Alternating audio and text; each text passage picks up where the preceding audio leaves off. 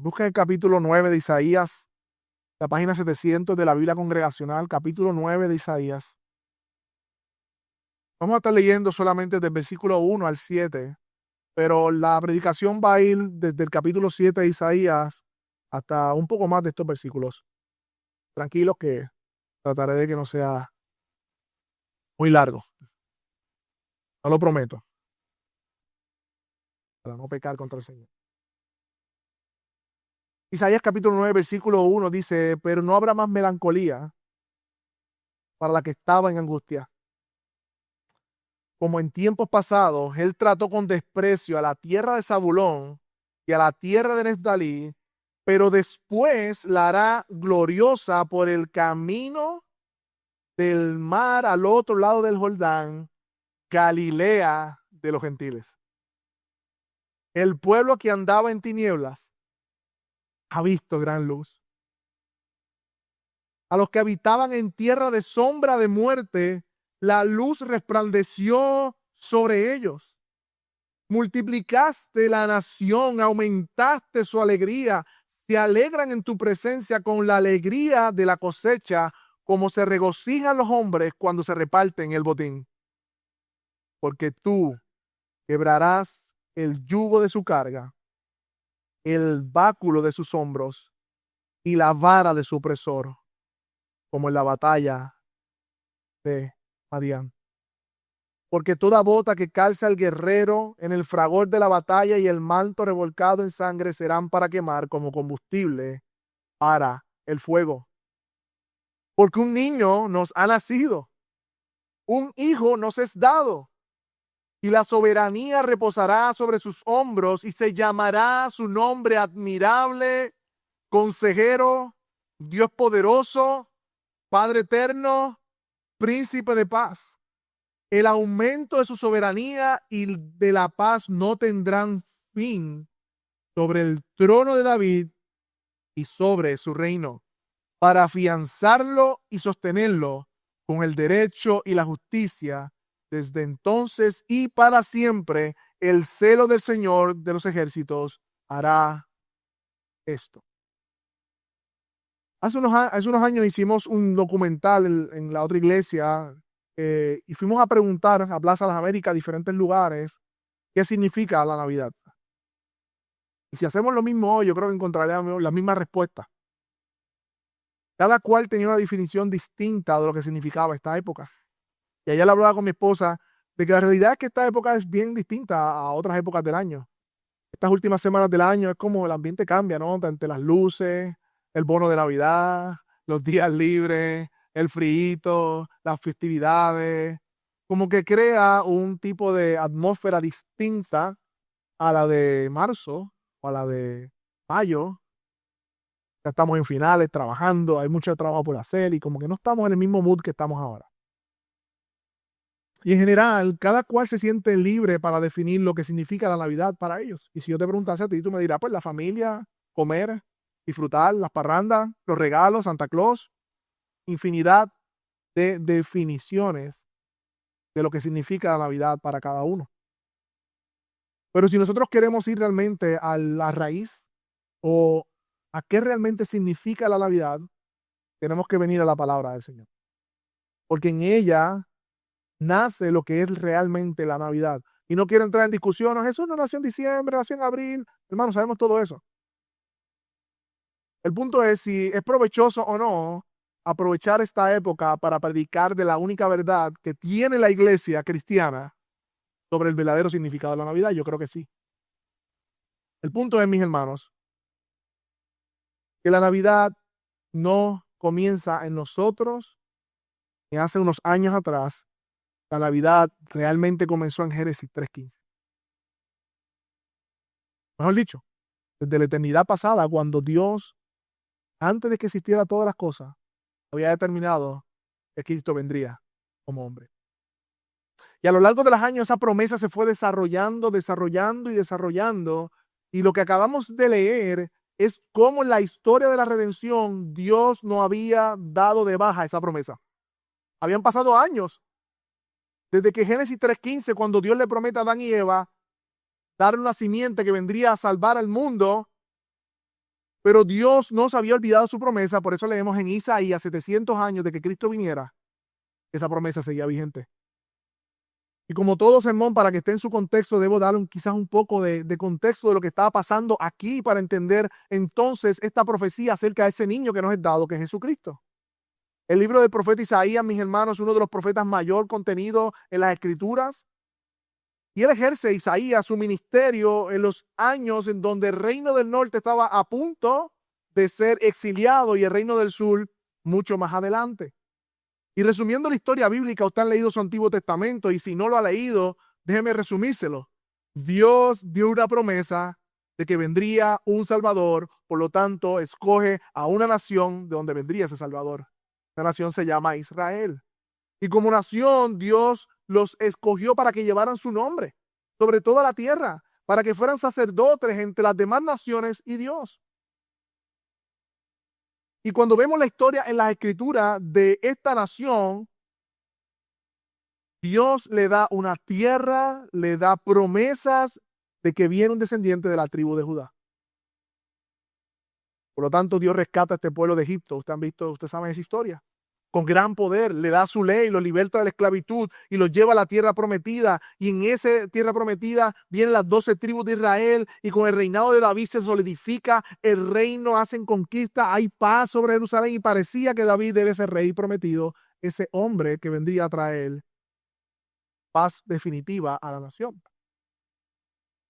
Pero muy tarde en la historia vemos que David también peca y no es ese hombre que esperamos. Y con su pecado vino consecuencias. De su pecado nace Salomón, de hecho, de Betsabé.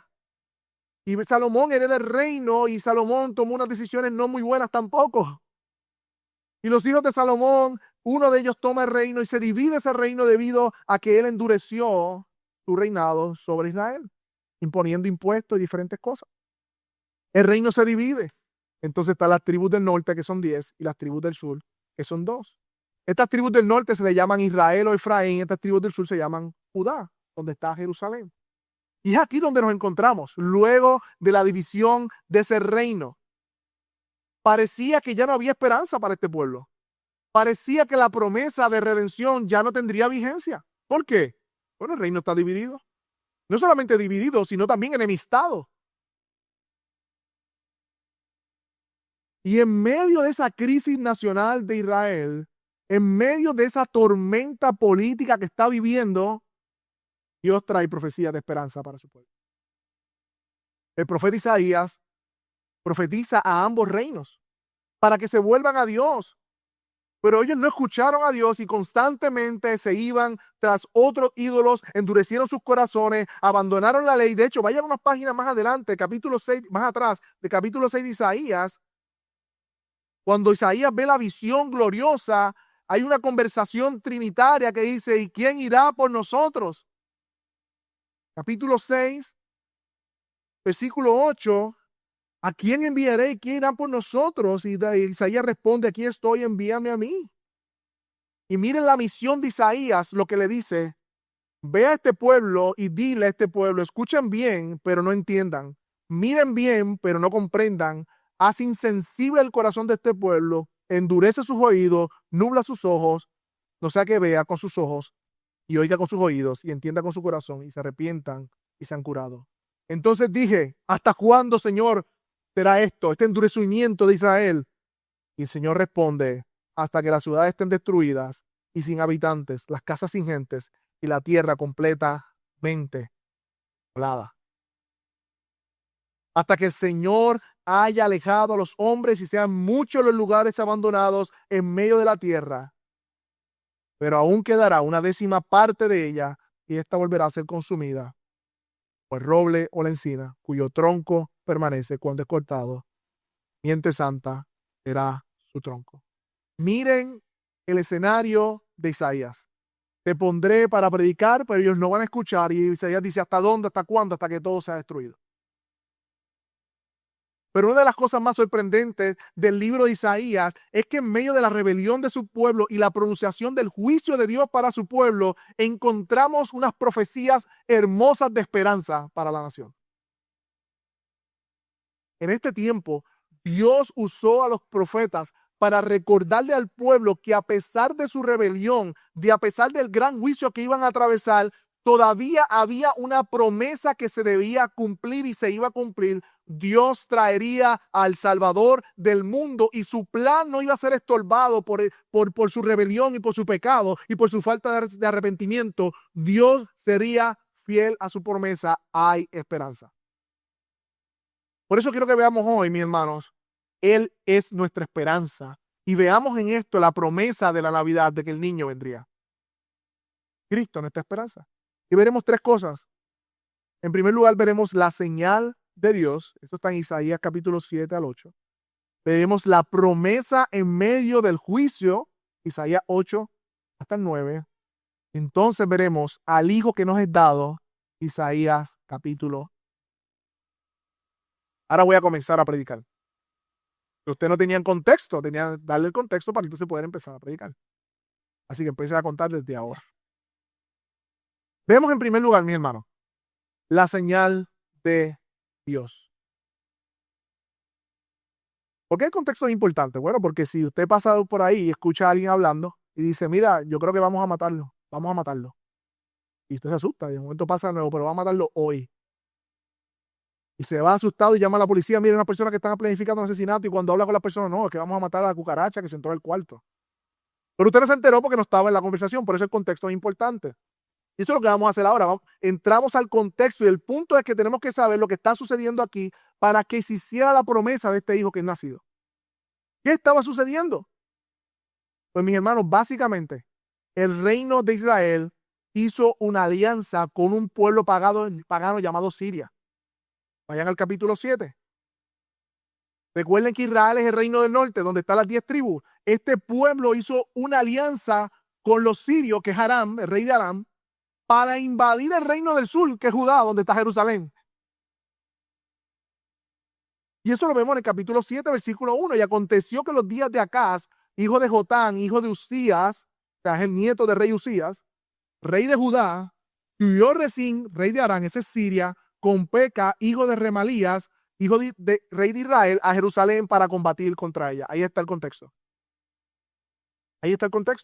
Y dice el verso 2, y usted sigue leyendo, que se estremeció el corazón del rey y el corazón de todo el pueblo como se estremecen los árboles del bosque ante el viento.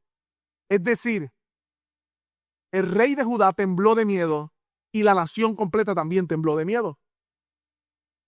¿Y qué sucede? Versículo 4, léelo conmigo, capítulo 7, versículo 4. Dios manda a Isaías a decirle al rey de Judá, que es Acaz, dile, no temas ni desmayes en tu corazón ante estos dos cabos de tizones humeantes a causa de la ira encendida de Resín Aram y el hijo de Remalías, porque Aram ha tramado mal contra ti junto con Efraín, ese Israel, y el hijo de Remalías han dicho, subamos a Judá, aterroricémoslas, hagamos brecha en sus murallas y pongamos un rey en medio, al hijo de Tabel. Por tanto, el Señor Dios dice, no prevalecerá ni se cumplirá. Y ustedes no lo creen, versículo 9, de cierto no permanecerán. Así que Dios le da una promesa al reino del sur, le dicen, tranquilos, esto no va a acontecer. Ellos están tramado mal contra ustedes, esto no va a acontecer. Dile a Isaías que esto no va a acontecer. Dile que crean mi promesa. Entonces Dios le dice al rey Acaz, pídeme una señal de que esto se cumplirá, como un acto de confianza en el Señor. Es Dios que le pide a Acaz que le pide una señal. No es que Acaz pide una señal. Dios le dice, pídemela. Confía en mí, que esto no se va a cumplir. Y esto era común en el tiempo de los reyes y los profetas, que Dios le diera señales como garantía de sus promesas que se iban a cumplir. ¿Y qué pasó cuando seguimos leyendo ahí en el capítulo 7, cuando Dios le dice que le pide una señal? Versículo 10. Pide una señal, 11, del Señor tu Dios, para que sea tan profunda como el Seol o tan alta como el cielo. Pero acá respondió, ¿qué dijo el versículo 12? No pediré ni tentaré al Señor. Esta actitud del rey de Judá, más que un acto de reverencia, era un acto de falta de confianza en Dios. El rey del sur no estaba confiando en la promesa de Dios, que lo iba a salvar de la gran amenaza que venía. Y mira lo que pasa en el versículo 13. Entonces Isaías se molesta y viene Dios hablando por medio de ellos. Oigan, casa de David, ¿le parece poco cansar a los hombres? ¿También van a cansar a Dios? ¿Incrédulos? Dios les promete salvación de destrucción. Les dice, pídame una señal y ustedes no quieren pedir una señal por falta de fe acaso. Por lo tanto, versículo 14, y aquí viene la promesa que luego Mateo reclama en Cristo. Por lo tanto, el Señor mismo les dará esta señal. ¿Cuál es la señal que el Señor le dará? Una virgen concebirá y dará a luz un hijo y pondrá su nombre Emmanuel. Comerá cuajada y miel hasta que sepa lo suficiente para desechar lo malo y escoger entre lo bueno, porque antes de que el niño sepa desechar lo malo y escoger lo bueno, será abandonada la tierra cuyos dos reyes tú temes. En otras palabras, una virgen va a concebir y antes de que ese niño se vuelva quizás un adolescente que pueda discernir entre el bien y el mal, antes que eso suceda, estos dos reyes que han tramado contra ti no van a existir. Tu tierra va a ser desolada. Será abandonada. Es la señal que Dios le da. Dios mismo estableció la señal que le daría para que se cumpliera su promesa de liberación de esta gran amenaza que tenía este país. Una virgen concebirá y lo llamarán Emmanuel, que traducido es literalmente Dios con nosotros. El favor de Dios está con nosotros. Y mis hermanos, esta señal tuvo cumplimiento en el tiempo presente de Isaías. Eso está en el capítulo 8, vayan conmigo. Porque el reino del norte y Siria fue arrasado por los asirios. Por lo tanto, Dios cumplió esa promesa. Capítulo 8, versículo 1 al 4, particularmente el 3. Mira lo que dice Isaías. Esta fue la señal. Entonces me acerqué a la profetisa y ella concibió, Dios un hijo. Y el Señor le dije, ponle por nombre, no voy a saber pronunciarlo, dice Mahar Shalach Habez Bas. ¿Qué significa? Lo que está en el versículo 1 y 2, que no es otra cosa. Veloz es el botín y rápida la presa. Porque antes de que el niño sepa clamar, Padre mío o Madre mía, la riqueza de Damasco, que es la capital de Asiria, y el botín de Samaria, que es la capital de Israel, serán llevados por el rey de Asiria. Contemplemos el contexto, mi hermano, y quiero que entendamos para entonces ver la promesa de cómo esto se relaciona con la Navidad. Ahora mismo están diciendo, el pastor está en un viaje, tranquilo, porque tengo que hacer la conexión. Contemplemos el contexto.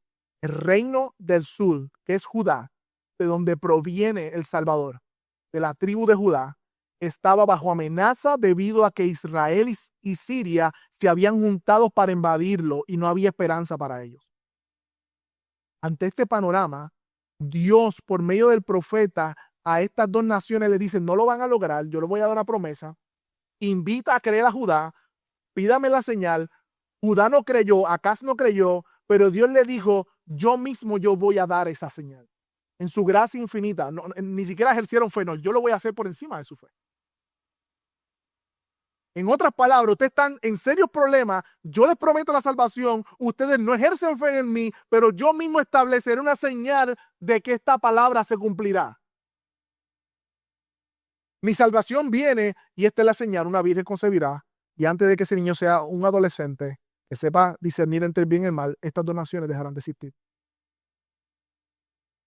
Este es el contexto, mi hermano, de ese pasaje que luego Mateo toma para decir que se cumplió en Cristo. Vayan conmigo a Mateo capítulo 1. Vamos a estar entre Mateo y Isaías. Mateo capítulo 1. Versículo 18.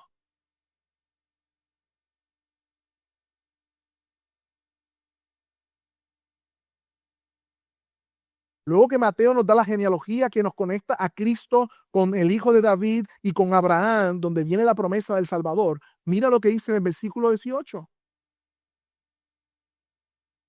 Mateo capítulo 1, 18. El nacimiento de Jesucristo fue como sigue. Estando su madre María comprometida para casarse con José, mira lo que dice ahí, antes de que se llevara a cabo el matrimonio, se halló que había concebido por obra del Espíritu Santo. Entonces José, su marido, siendo un hombre justo y no queriendo denunciarla públicamente, quiso abandonarle el secreto, Pero mientras pensaba en esto, se le apareció en sueños un ángel del Señor diciéndole: José, ¿hijo de quién? No es importante la genealogía de David. No temas en recibir a María, tu mujer, porque el niño que es engendrado en ella es del Espíritu Santo. No es tuyo, es del Espíritu Santo, no es de otro hombre. Y darás a luz un hijo y le pondrás por nombre Jesús, porque él salvará a su pueblo de sus pecados. Mira lo que dice el versículo 22 de Mateo, capítulo 1. Todo esto sucedió para que se cumpliera lo que el Señor había prometido por medio del profeta, diciendo: He aquí, la Virgen concebirá y dará a luz un hijo, y le darán por su nombre Emmanuel, que traducido significa Dios con. Pero Mateo, ¿tú no leíste que esto se cumplió en los tiempos del profeta Isaías? ¿Cómo es que tú me dices? Estoy tratando de pelear con Mateo, yo peleaba con Mateo esta semana. ¿Cómo es que tú me dices que esto sucedió para que se cumpliera lo que dijo el profeta, si eso se cumplió? Mis hermanos, cuando nosotros leemos el Antiguo Testamento y vemos a los profetas en el Antiguo Testamento, ellos anuncian eventos que se cumplen en su presente como un cumplimiento cercano o presente, así mismo de esa manera se llama, o escalonado, pero a la vez esos cumplimientos apuntan a un cumplimiento mayor de consumación o completo.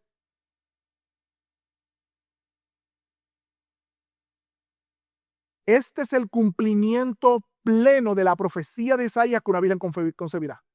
Y Dios lo fue anunciando a través de su cumplimiento cercano con esa virgen que concibió en ese momento.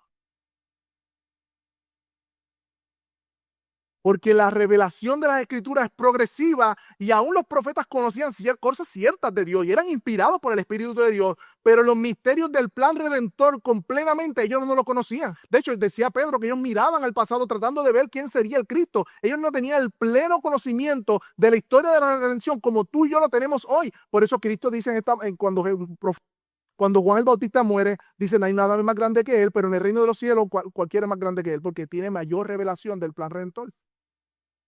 Y experimenta en el nuevo pacto lo que era sombra se hace realidad con Cristo. Por lo tanto, Cristo es la realidad de las promesas del antiguo pacto. Él es el cumplimiento definitivo y final de las promesas hechas por medio de los profetas. Y miremos ese pleno cumplimiento. Así como la nación de Judá, en el capítulo 7 de Isaías, estaba en completa desesperanza y amenaza por la muerte, por la amenaza de muerte por estas dos naciones, Dios, por su gracia, hace una promesa de salvación y a expensas de su falta de fe. ¿Sabe qué sucede? Dios le da una señal. Esta virgen que concebiría. Y Dios lo salva, dando con ellos a su favor.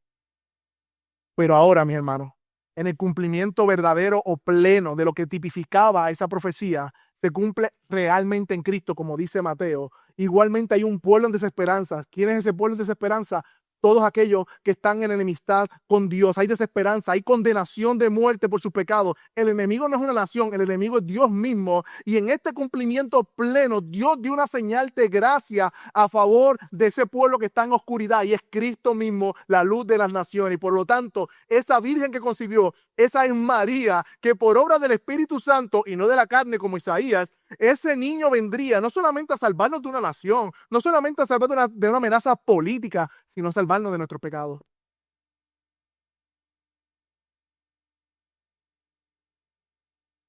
Cristo es Emmanuel.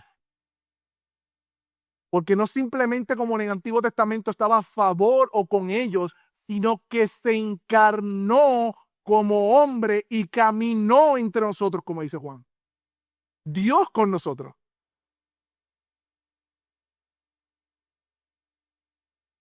Unas aplicaciones de esto, mi hermano. ¿Qué promesas tenemos más hermosas en las Escrituras?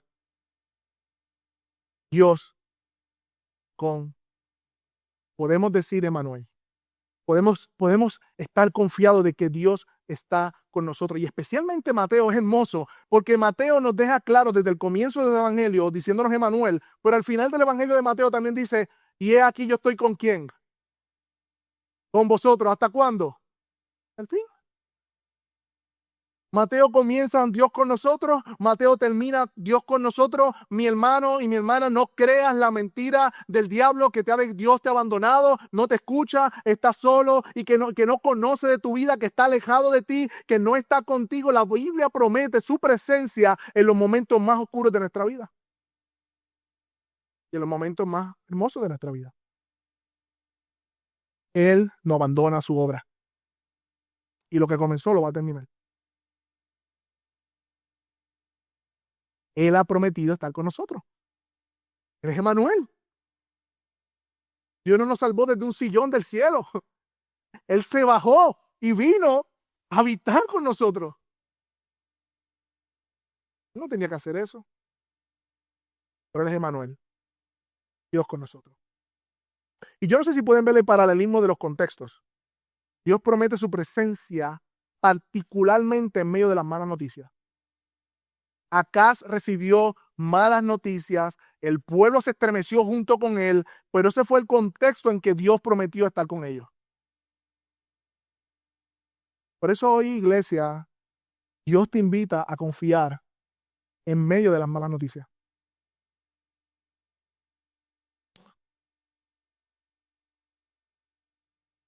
Acaz no le pidió una señal, Dios se la dio. Y a nosotros también ya Dios nos dio una señal, la cruz del Calvario. Y en esa señal que nos dio en la cruz del Calvario, en el Gólgota, en el monte del Calvario, es la señal que tú y yo necesitamos para reinterpretar todas nuestras circunstancias a la luz de su amor en la cruz. Por lo tanto, hoy puede ser un día que tú veas las malas noticias, puede ser un día que estés atribulado, puede ser un día en que una temporada en donde no estás en tu mejor, en donde, no sé, algo está pasando, estás desanimado. Mira tu circunstancia a la luz de la obra hermosa de la cruz del Calvario.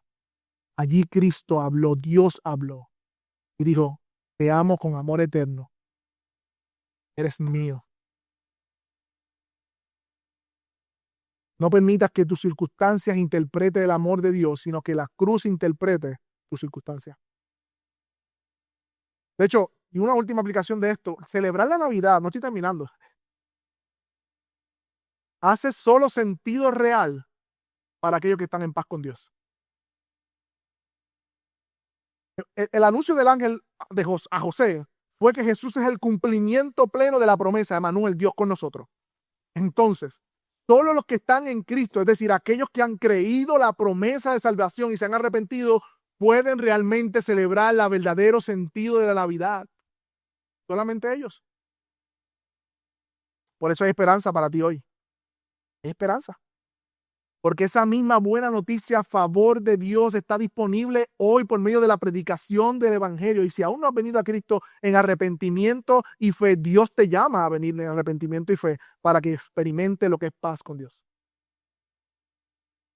Hay esperanza para ti. Pero no dejemos la historia ahí. Hay más que decir sobre lo que está pasando en Isaías. Volvemos a Isaías. Vayan conmigo, capítulo 8. El reino del norte de Israel no tenía buenas noticias de parte del profeta. ¿Por qué? Porque dice que su tiempo estaba contado y venía destrucción. Ahora miren esto. El reino del norte se levanta con los sirios, van a atacar a Judá. Dios le dice a Judá, tranquilo acá, yo voy a defenderlos. Ellos no van a existir, ellos no van a prevalecer en cierto tiempo de años antes de que este niño tenga discernimiento entre el bien y el mal. Eso sucedió cuando los asirios arrasaron con el reino del norte y también con Siria. Para aún el reino del norte no habían buenas noticias. Había juicio de parte de Dios. Por eso en el capítulo 8 de Isaías ves que dice invasión de Asiria. Y miremos el versículo 7, porque hay aún promesas para este pueblo que viene juicio. Hay promesas en medio del juicio. Este es nuestro segundo punto. La promesa en medio del juicio. Por lo tanto, capítulo 8, versículo 7, por tanto el Señor va a traer sobre ellos aguas impetuosas, tiene el versículo 7, y abundantes del Éufrates. Es decir, ¿a quién va a traer? Al rey de Asiria con toda su gloria, que saldrá de todos los cauces y pasará todas las rivieras, fluirá con ímpetu en Judá, inundará y seguirá adelante. hasta el cuello llegará, y la extensión de esas alas llenará la anchura de la tierra. Y mira cómo dice el profeta, oh Emanuel. Aquí leemos el anuncio del juicio de Dios para este reino del norte que también afectará al reino del sur. Yo no sé si has visto estos, a mí me friquea un poco ver las imágenes de estos tsunamis en Japón, de los tsunamis. ¿Han visto esas imágenes, cómo empieza el agua a entrar, de momento? Hay una comunidad completa ahí o edificios y desaparecen y siguen así. Y eso es lo que describe ahí. Así vendrá este ejército. Como aguas, como un tsunami, y va a arrasar con todo. Pues le dice, viene el rey de Asiria, reino del norte, prepárate. Y el rey de Judá también se va a ver afectado. Y el profeta dice, oh Emanuel, como quien dice, tú estás con nosotros. Versículo 21, más adelante. Y pasarán por la tierra oprimidos y hambrientos. Y sucederá que cuando tengan hambre se enojarán y maldecirán a su rey, a su Dios, volviendo el rostro hacia arriba. Y después mirarán hacia la tierra y verán tribulación y tinieblas, los sombríos de la angustia, y serán lanzados a la oscuridad. Este es el escenario de juicio y desesperanza para el reino del norte. Vendrá opresión, vendrá hambre, enojo, maldición. El punto es que esta nación sería lanzada a la oscuridad. El juicio de Dios. Debido a que abandonaron a Dios, se aliaron a naciones paganas y no se arrepintieron de sus pecados. Y es en este panorama de desolación para el reino del norte. Recuerda que el reino del norte se mezcló con otro y por eso después son los samaritanos que cuando Jesús viene, los judíos no se llevan con ellos. Ese es el reino del norte. Todas esas personas que estaban ahí, que su capital era Samaria. En ese escenario de total desesperanza y opresión que venía para esta nación, hay una promesa de esperanza. Capítulo 9, versículo 1 al 2, que fue el que leímos. Pero no habrá más melancolía para la que estaba en angustia. Como en tiempos pasados, hablando de Dios, Él trató con desprecio a la tierra de Zabulón y la tierra de Neftalí, pero después la hará como gloriosa por el camino del mar al otro lado de Jordán, Galilea de los gentiles. Es decir, a pesar de que van a pasar tribulación, el reino del norte y juicio, será despreciada por Dios, vendrá un momento en donde experimentará la gloria. Y leemos bien que dice, ¿por dónde será eso? Por la Galilea de los gentiles. Es decir, que la promesa de Dios, desde aquí estamos viendo, siempre ha sido así para todas las familias de la tierra, pero el profeta es claro aquí, aún está abarcando no solamente a la nación judía, sino a los gentiles. Serían parte de ese pueblo benefactor. Por eso dice en el versículo 2, el pueblo que andaba en tinieblas ha visto gran luz. A los que habitaban en la tierra de sombra de muerte, luz ha resplandecido sobre ellos. Y precisamente nuestro amigo Mateo, vamos a Mateo ahora capítulo 4, cita este cumplimiento cuando Cristo vino a la tierra. ¿Cuándo pasó esto? ¿Cuándo pasó esto? Jesús en su ministerio terrenal, cuando comenzó a predicar después de salir del desierto, de ser tentado por Satanás, fue a predicar. ¿Y sabes cuál fue la región donde él fue a predicar? ¿Sabes cuál fue la primera lugar geográfico donde él fue a predicar? No fue a Jerusalén, sino fue a lo que decía esta profecía, a la tierra que había sido despreciada por Dios en un momento, a la tierra de Zabulón de Neftalí, a la Galilea de los gentiles fue Cristo a predicar. Mateo capítulo 4, versículo 12. En adelante, cuando Jesús oyó que Juan había sido encarcelado, regresó ¿a dónde? A Galilea. Ese era Nazaret, quedaba en Galilea, por lo tanto, por eso muchos despreciaban Galilea, porque en Galilea había muchos gentiles y decían, de Galilea saldrá un profeta, de Nazaret. Y fue a vivir en Capernaum, donde está junto al mar, donde dice, en la región de Zabulón y Neftalí, lo acabamos de leer en el profeta, para que se cumpliera lo dicho por medio del profeta Isaías, cuando dijo, ¿qué dijo? Tierra de Zabulón y tierra de Neftalí, camino del mar al otro lado del Jordán, Galilea de los gentiles. El pueblo asentado en tinieblas vio gran luz, y los que vivían en la región de sombra y de muerte, una luz resplandeció. Desde entonces Jesús comenzó a predicar: arrepiéntase porque el reino de los cielos se ha acercado. En medio de un juicio para esta nación, hay una promesa de esperanza que la gloria vendría. Esa gloria es Cristo mismo, que fue despreciada esta región por el juicio, pero fue glorificada porque Cristo pisó esas tierras y predicó sobre ellas. En el mismo escenario de desesperanza, Cristo trae esperanza. De hecho, miren el lenguaje. La nación que estaba en oscuridad vio gran luz. Es el lenguaje de Juan. La luz vino al mundo y las tinieblas no pudieron resistirla. El mundo estaba en oscuridad, no solamente Galilea, también Judea, también Jerusalén, pero particularmente vemos el cumplimiento profético de Dios de que esa tierra experimentaría su gloria cuando Cristo fuera a predicar el evangelio allí. ¿Y cómo vemos esa gloria de Dios obrando? Mi hermano, aún en las promesas de juicio o en los anuncios de juicio, hay esperanza en Cristo. Hermano, aunque estemos siendo disciplinados por el Señor en cualquier área de nuestra vida, recordemos que la disciplina del Señor puede ser sí por un pecado, pero puede ser una disciplina circunstancial. Estamos pasando un momento difícil. Aún en medio de eso, hay esperanza. Volvemos a Isaías capítulo 9. Veamos entonces qué sucede, cómo se ve esa gloria. Isaías capítulo 9, versículo 3. ¿Cómo se ve? Ya estamos en el pasaje que leímos ahorita. Pueblo que andaba en tinieblas, visto gran luz, y los que habitan en la tierra de sombra de muerte, la luz ha resplandecido sobre ellos. Versículo 3. Multiplicaste la nación, aumentaste su alegría, se alegran en tu presencia con la alegría de la cosecha, como se regocijan los hombres cuando reparten el botín. Mis hermanos, esa multiplicaste la nación. ¿Sabes quiénes están ahí? Tú y yo. Tú y yo estamos ahí. Isaías está profetizando cómo en el futuro, cuando esa gloria de Cristo, esa gloria venga a esa tierra, la nación sería multiplicada. De hecho, solo vemos en el libro de los Hechos cómo venían miles y miles de arrepentimiento y fe. Y aquí en la tierra remota, aquí en Puerto Rico, aún de esas naciones, nosotros estamos glorificando el nombre del Señor como un cumplimiento de la promesa de que esa tierra que un día pasó juicio, vería la gloria de Dios.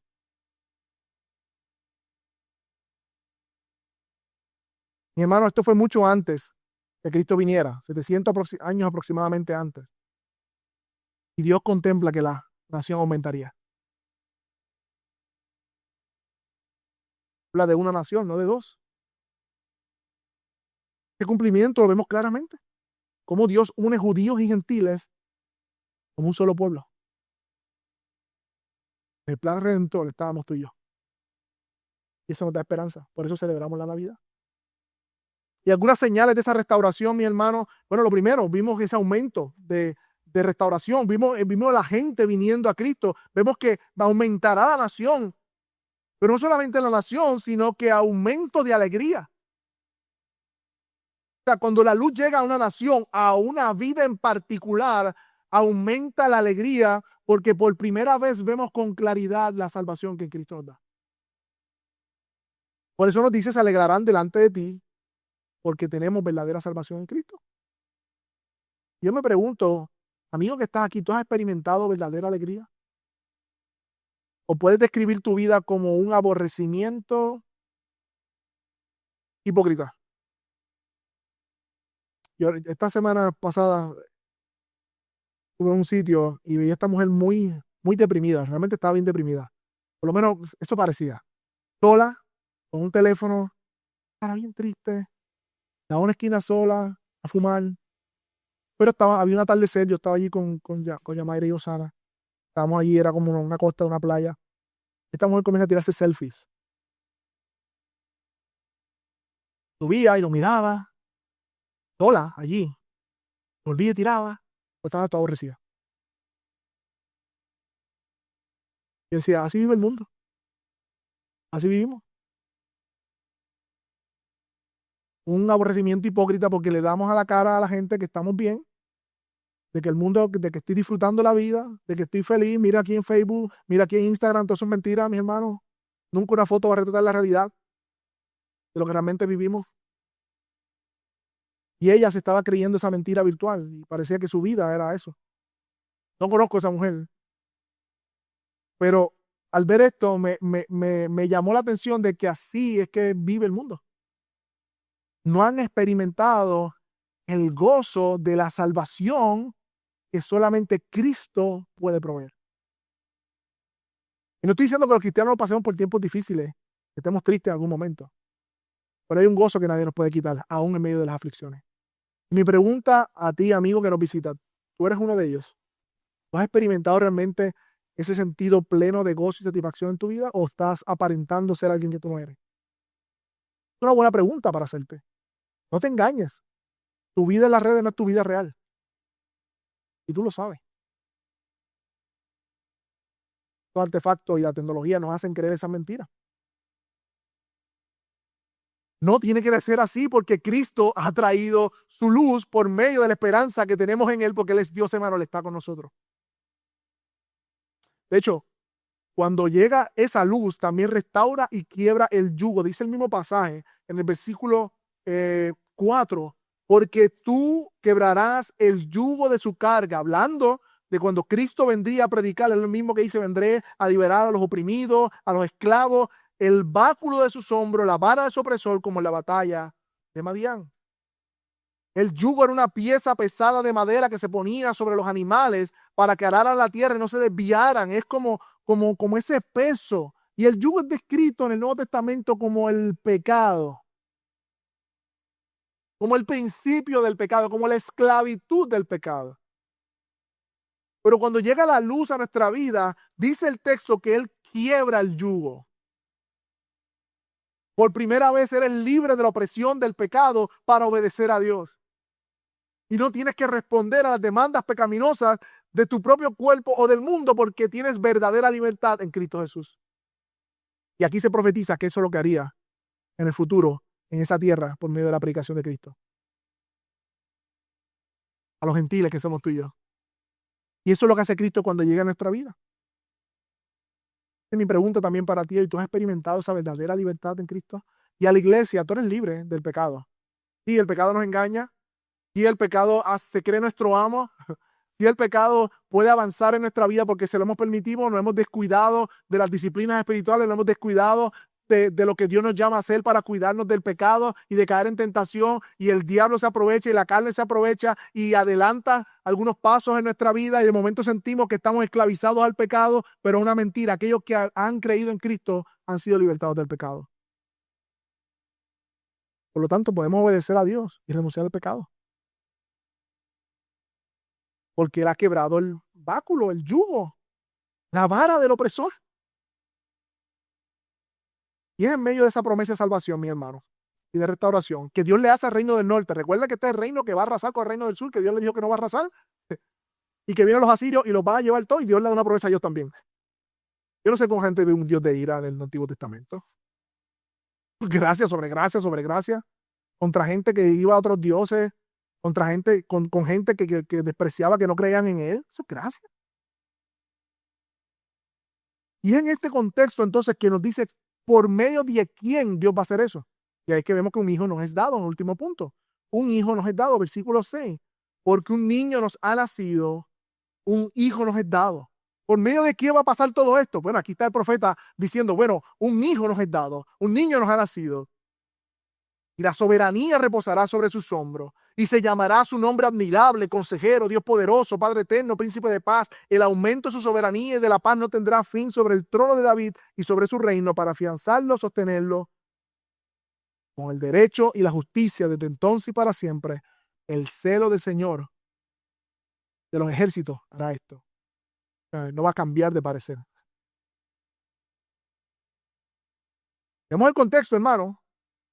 Reino del norte, Israel, Efraín, junto a Siria, amenazan al reino del sur. Dios le dice al reino del sur que ahí estaba acá, no va a pasar eso. Ellos van a ser arrasados por los asirios. Te voy a dar esta señal.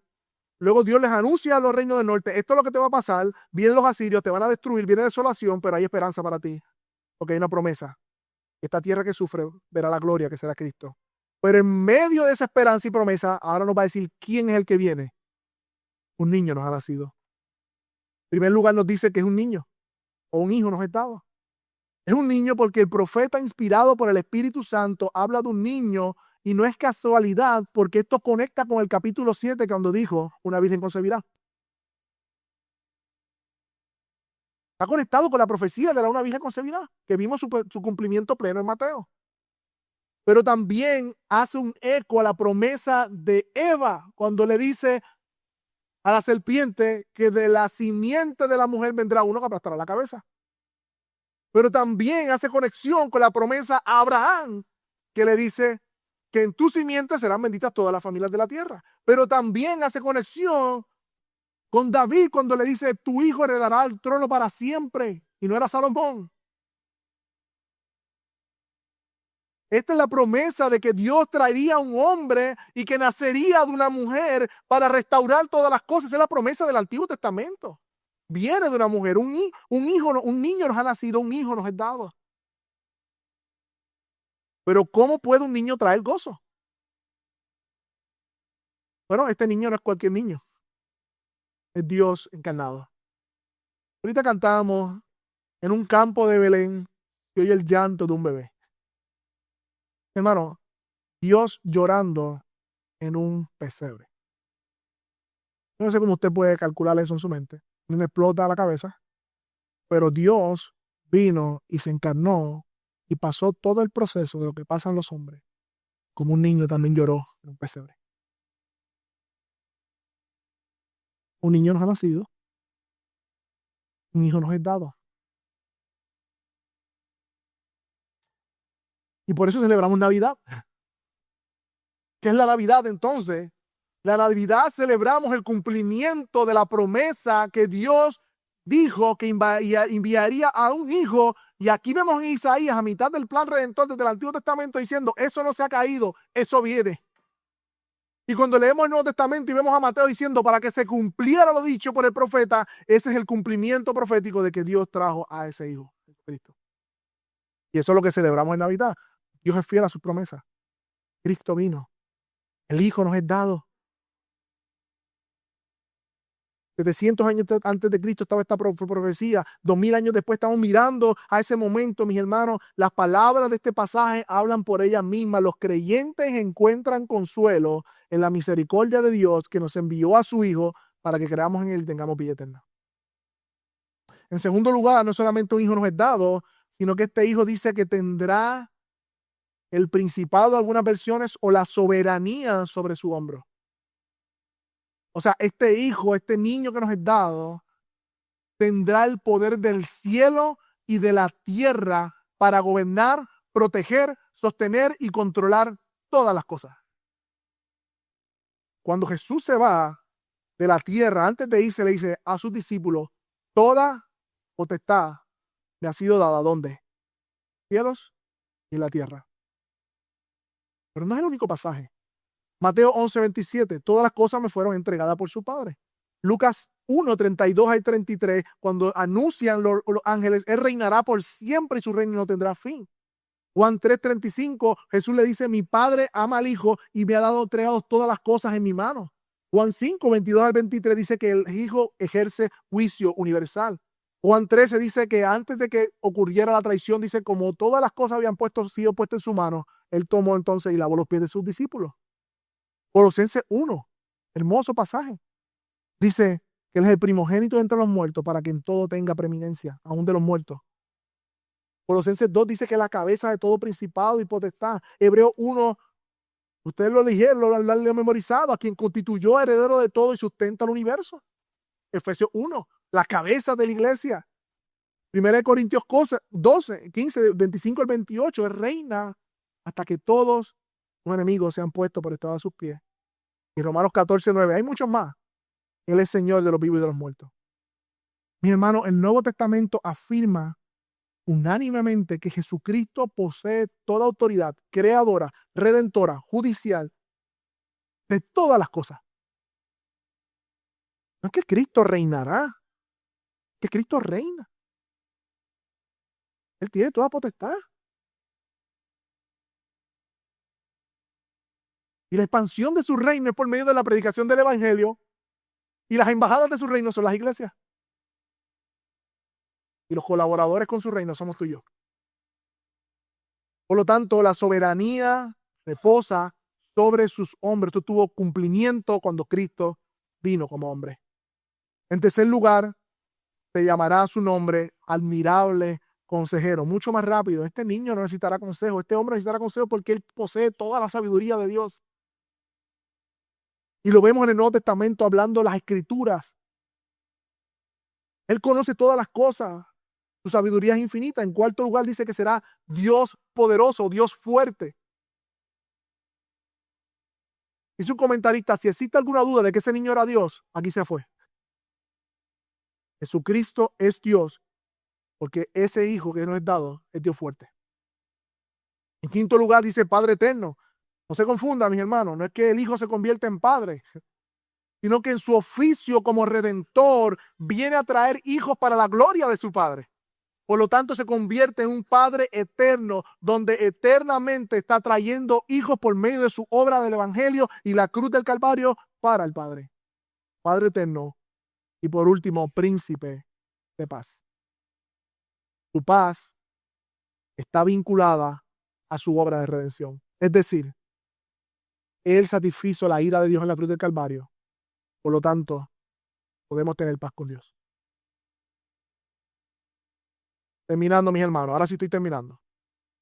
El aumento de su sabiduría y la paz, dice el versículo 7, no tendrá fin sobre el trono de David y sobre su reino, para afianzarlo y sostenerlo con derecho y justicia, desde entonces y para siempre. Desde entonces, desde el momento que vino como niño y para siempre. Dice que el celo del Señor de los ejércitos hará esto. Dice un comentarista sobre esto, dice, el rey que Isaías nos describió aquí es un rey cuyo reinado no tendrá fin. La llegada de este niño cumple con la promesa que le fue dada a David de que el Mesías habría de venir y reinar por siempre. Jesús ha venido y mediante su sufrimiento, muerte y resurrección, se le ha dado toda la potestad en el cielo y la tierra como el Dios hombre. Mi hermano, manera de conclusión.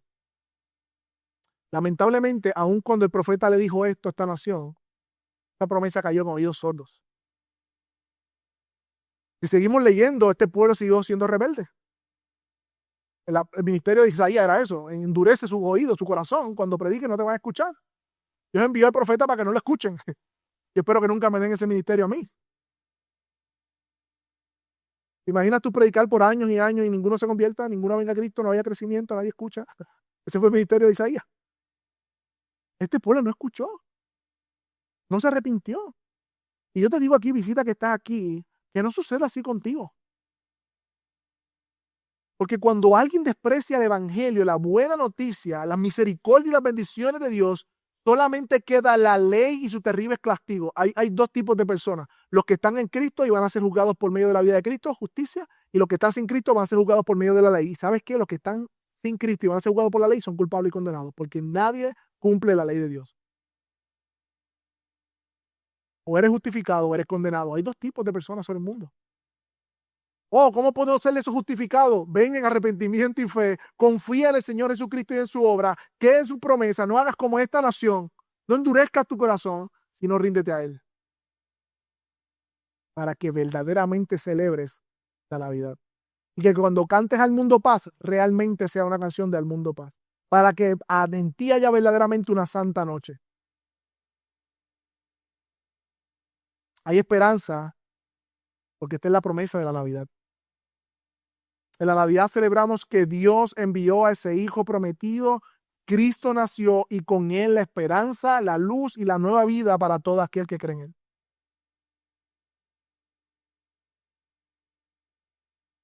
Querida iglesia, amados hermanos, que Dios use su palabra para seguir animando nuestras vidas, para traer arrepentimiento y fe, y para establecer con nuestra fe en las promesas que Él nos ha dado. Son verdad. Ven, oramos al Señor. Padre, gracias. Gracias por tu palabra. Gracias, Padre, porque vemos en ella que a pesar de, antes de que tú vinieras al mundo, 700 años antes, tú venías anunciando tu llegada por medio del profeta Isaías. Es hermoso ver en tu palabra, Señor, el cumplimiento perfecto y real de todas las cosas. No hay un libro ninguno como la Biblia, no hay ninguna verdad como tu palabra. Sobre 300 profecías se cumplieron, Señor, sobre ti. Tú eres verdadero.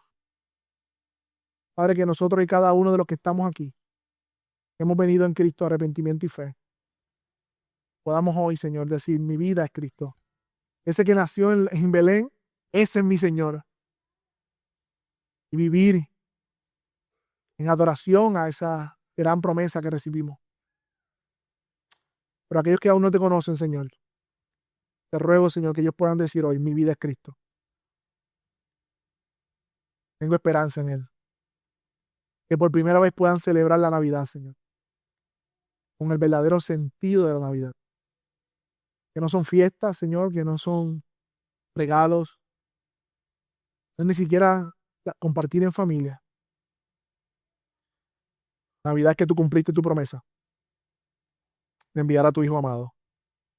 Y nació en Belén para vivir, morir y resucitar por nuestros pecados, para tener paz con Dios por medio de tu resurrección. Te rogamos estas cosas, Señor, que podamos decir, mi vida es Cristo. Amén.